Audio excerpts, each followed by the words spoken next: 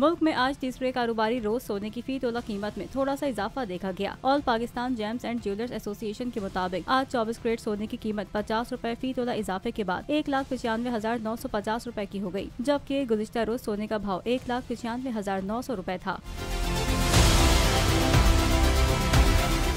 इसी तरह 24 कैरेट के 10 ग्राम सोने की कीमत 43 रुपए इजाफे के बाद 1,67,996 रुपए तक पहुंच गई। गुज़िश्ता रोज 10 ग्राम सोने की कीमत 1,67,953 रुपए थी। बोल उड़ाएगा सबका होश, भूल जाएंगे सब अपना जोश। देखिए पाकिस्तान की सबसे बड़ी PSL ट्रांसमिशन सकलैन मुश्ताक, रमीज राजा, सुहेब अलवी, जमील फारूकी और फहीम खान के साथ खेल का जुनून रोजाना रात 11 बजे सिर्फ बोल न्यूज पर। सब्सक्राइब करें और बेल दबाएं ताकि कोई खबर रह न जाए।